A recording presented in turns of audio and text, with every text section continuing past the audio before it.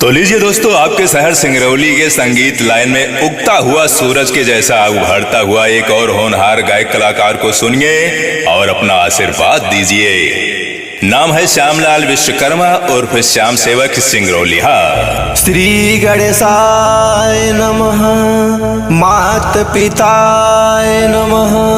तो भैया हो, श्री औरी वाले हनुमान जी की कृपा से उनकर ही नाम पर बनावल श्री बजरंगी लाल म्यूजिकल स्वर लय संगीत मंदिर गढ़ारा सिंगरौली से हम गायक श्याम सेवक सिंगरौलिया अपने सिंगरौली के तमाम श्रोतागण, भाई बंधु, बड़ बुजुर्ग सबके तहे दिल से दोनों हाथ जोड़कर नमन करत ही है। भैया, हम अपने जीवन का शुरुआत संगीत के माध्यम से अपने माता पिताजी के चरण से कर जाती है। भाई, हमें आशा ना पूरा विश्वास बा कि आप लोग अपने छोट भाई की प्यार दुलार आशीर्वाद जरूर दे।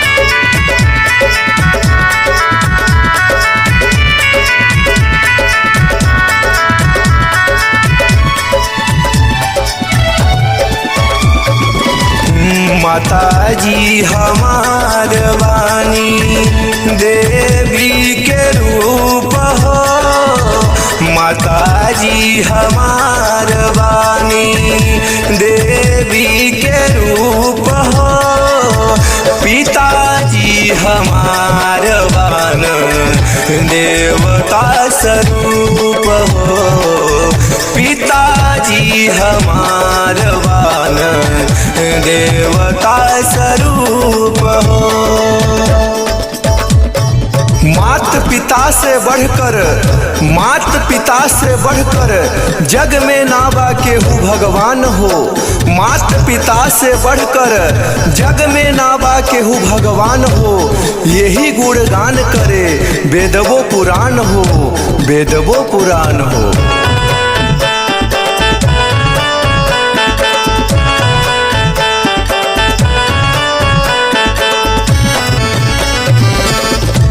मात पिता से बढ़कर नैखन भगवान हो, इनकर गुणगान करे वेदवा पुराण हो, इनके सेवा से सुख मिले स्वर्ग स्वरूप हो, इनके सेवा से सुख मिले स्वर्ग स्वरूप हो, पिताजी हमार वान देवता स्वरूप हो, माताजी हमार वाणी देवी के रूप हो, माताजी हमार वाणी देवी के रूप हो, पिताजी हमार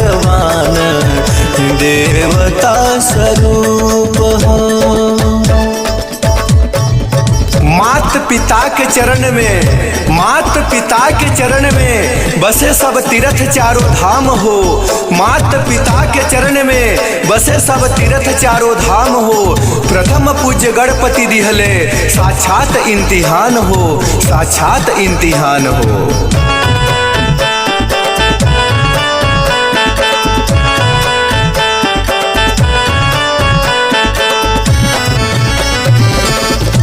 मात पिता के चरण में तीर्थ चारों धाम हो, प्रथम पूज्य गणपति दिहले साक्षात इम्तिहान हो, माता पिता का परिक्रमा सृष्टि स्वरूप हो, माता पिता के परिक्रमा सृष्टि स्वरूप हो, पिताजी हमार वान देवता स्वरूप हो, माताजी हमार वाणी देवी के रूप हो, माता पिताजी हमार वानी, देवी के रूप हो पिताजी हमार